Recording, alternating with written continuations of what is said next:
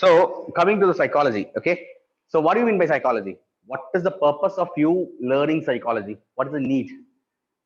Okay. So the psychology is nothing but the science dealing with human nature, function, phenomenon of his soul as made. Means nothing but the study of mind. You are studying how he will behave, how X person will behave in this situation, or what is how a 7-year-old child behave in this particular situation. That anticipated study, okay, that anticipated study is called as an psychology. Okay, now what do you mean by child psychology? The MSc psychology, that's all those things you would have heard. So when it comes to child psychology, what do you mean by child psychology? It's nothing but you are learning how XYZ child behave in this particular age. I'm just telling in short, okay, that's not a definition. Okay, in this particular scenario, 1-year-old child how he behaves, in this particular scenario 3-year-old child how he behaves, what are all the things he consider in his mind, all those things you study and make a postulate or make a theory. That's called as child psychology. So the science that deals with the mental power or an interaction between conscious and subconscious element in the child. Conscious element means what you are seeing. Subconscious is what is there inside your mind. Okay, so that study is called as child psychology. Fine. The next is what do you mean by emotion? You would have been familiar with the term called as emotional blackmail and all those things, right? So what do you mean by emotion? So emotion is nothing but a feeling or mood manifested into motor or glandular activity. Sometimes when you fast, you will be running here, smiling, all those things. When you fail, you'll start crying. So it's nothing but your what is it? Your feeling or mood that is manifested by into a motor or a glandular activity. So that's called as an emotion. Okay. Now, what do you mean by behavior? So these are all the terms you will be familiarly seeing in when you read the theories of psychology. Okay, so these are all the familiar terms you will be dealing with when you are seeing all these theories of psychology. You will be seeing what do you mean by behavior, what do you mean by what is emotion, child psychology, all those things. That terms will be coming in. That's the reason why I started with these terms. Okay, so when it comes to behavior, any change observed in the functioning of an organism. Any change, normal routine, say any change is there. This normal routine has been, it's been trained by your parents. That's also a kind of behavior. Okay, fine. So any change from the normal pattern or any change in the normal pattern of an organism is called as a behavior. Fine. Okay. Now, why you need to study child psychology? Again, this is also a short note. Importance of child psychology. Okay, one thing is to understand the child and his known problem, because unless and until you don't know how a child reacts to this particular situation, you are not able to manage the child. You're not able to manage the child. He'll be sitting on crying and you'll be doing on the treatment. Okay, then to deliver the treatment efficiently. So if you want to deliver the treatment efficiently, you should know what is the child's problem is, right? Then to establish an effective communication with the child and the parent. Fine. So unless and until you don't know what is the child's problem, you can't give a good treatment. So if you can't able to give a good treatment, you can't able to effectively communicate with them, because the parent will be offended. If the child is keeping on crying and you are holding the child and doing means, they won't like it. Come on, I don't like my child to be mismanaged by any of the people. Same applies to you.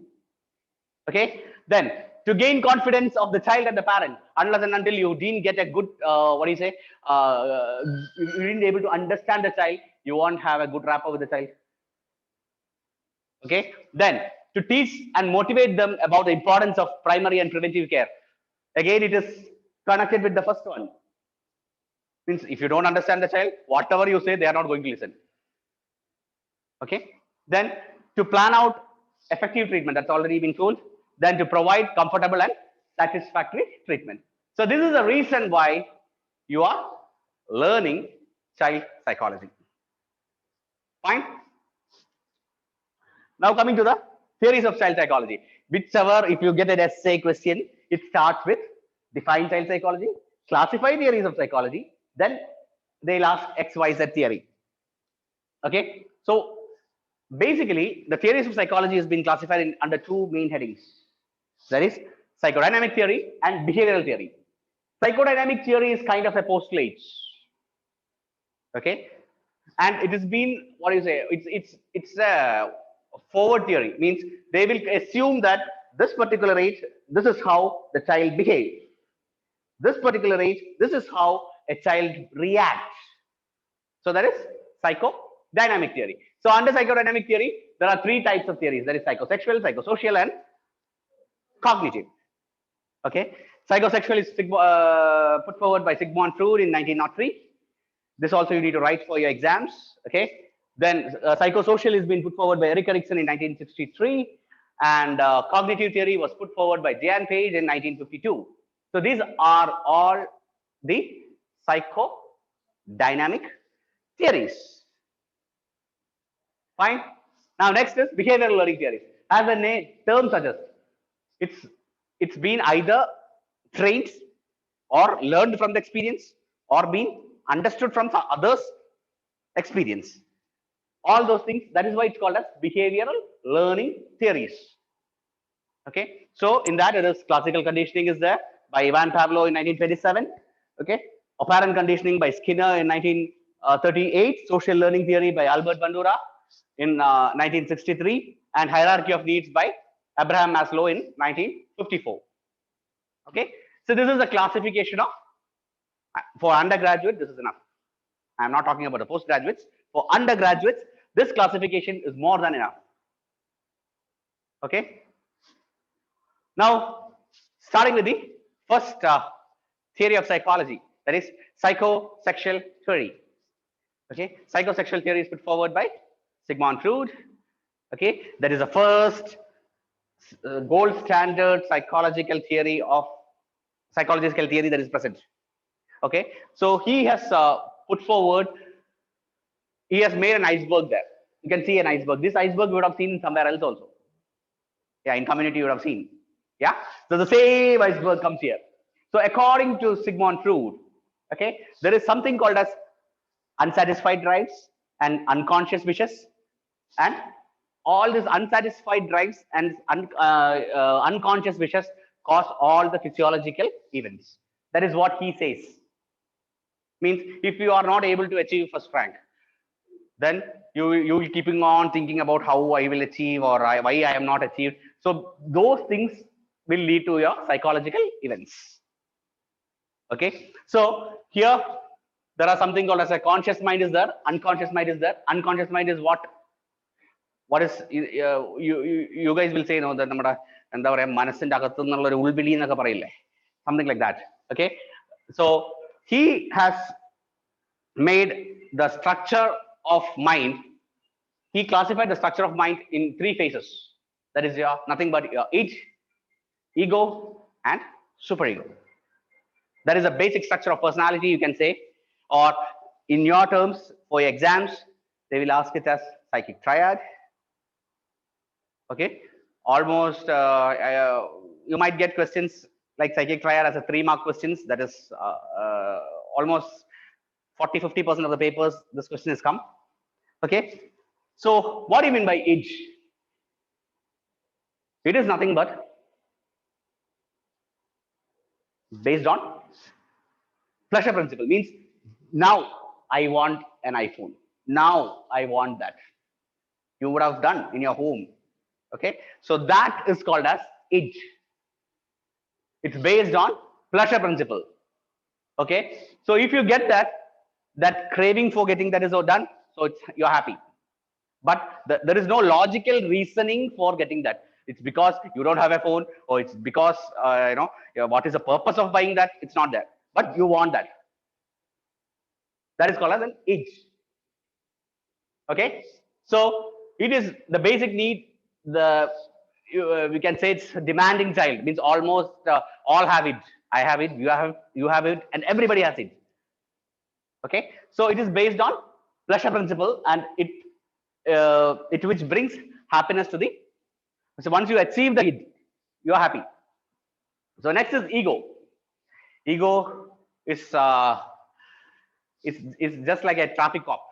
Okay, so it's based on, that's why it's called as a traffic cop. It's called why it is called traffic cop is because it's based on reality principle. So ego is the one who think you asks inside your mind. He'll ask, is that necessary to buy? Is it so important that I have to buy at this point of time? So that is why it's called as a reality principle. So it's ruled by reality principle. And next is a superego. Superego is kind of a judge or a social consciousness. Okay, now I know that this is not a right time to buy. Okay, my parents are suffering. They are telling that I am spending so much of money on me. Okay, so if I buy, what they'll think, what the others will think, that okay, I am looting my parents and buying all this. So it's based on moral principles. Okay, so the superego is ruled by the moral principle, the culture, family restrictions, etc., etc., etc., etc. Okay, so this is what is called as its ego and superego. I have just told all these things in an example. Don't write that I want an iPhone and all those things in your exams. No. Fine. So next is, again, you cannot write one line and in your exams you cannot write in one line. So it is basic structure of personality, serves as a reservoirs of instincts. Reservoirs of instincts means it is uncontrollable. Because today you want an iPhone, tomorrow you want something else. Day after tomorrow you want something else. Okay, so it is a basic structure of the personality, serves as a reservoir of instincts. That is why it's called as a reservoir of instincts. It keeping on adds. It will be adding. Okay, then defined as an inherited reservoir of unorganized drives. Why it's called as unorganized means you don't know how to buy it because you are not earning. Or one more example I'll tell you. Okay, you are sitting with a paper, answer sheets. You are writing an exam. You don't know this question. Okay, so your friend is writing from there. So you want to somehow get the answer from him. That crush, somehow I want to get it. That is it. So your ego will see, okay, if I see that answer, if the sir sees that, what will happen? That is your ego. Then a superego will come. Oh, if I get caught, then my parents will be called. It will be a shame for them. That is a superego. Simple. So that's why it's called an unorganized drive. You don't know how to go. You cannot stand up and go and ask, no? You cannot. So it is defined as an inherited reservoir of unorganized drives. It is present at birth. From birth, it is there. Okay. So from birth means nothing. When the child starts crying, the mother will be feeding. So child knows that if I cry, I get food. So his basic it is what I should cry. So when I cry, mother has to feed me. That's all. Okay, so operates on pleasure principle, aims at immediate satisfaction, and it is immoral and illogical. Okay, so that is it. Fine. Now next is ego. So ego is defined as an integrating or mediating part of personality which develops out of interaction of it and the environment. That's why I told it as a traffic cop. He will decide whether you want the id or not, or you should do some modification of the id. Okay, so very soon after birth, from 2 months to 6 months, a part of it differentiates into ego. A part of it differentiates into an ego. Okay, so infant distinguish itself from the outside environment. He thinks that he is an individual. He has his own ways of representing himself. Fine. So governed by reality principle, ego expands with age and it delays, modifies, and controls the id impulses on a realistic level. Fine.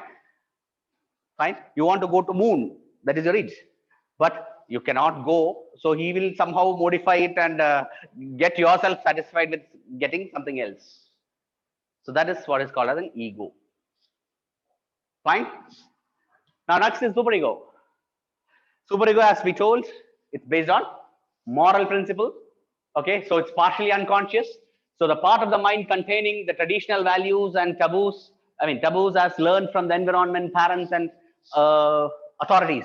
Means parent will say, you're not supposed to copy. Okay, telling lies is a sin. All those things are your, so that's there in your mind. So when you are doing or performing an act, this thing will come. Oh, if I do that, no, what will happen? Or if I didn't submit the assignment, and if I tell lies, if the sir came to know about that, then what he'll think about me? That's what is called as superego. Okay, so the children internalizes parental values around 5 to 6 years of age. Men have more fully developed superego than women. Okay, then superego serves as an agency that provides ongoing scrutiny of the person's behavior throughout thoughts and feelings. Companions with standards, approval, disapproval, all those things comes under your super ego, and it strives for perfection. You will try to be perfect when you are having a, because of the superego, the the push of the superego, I'll say. Fine. So this is its ego and superego. It's not a big funda thing. Okay. Fine.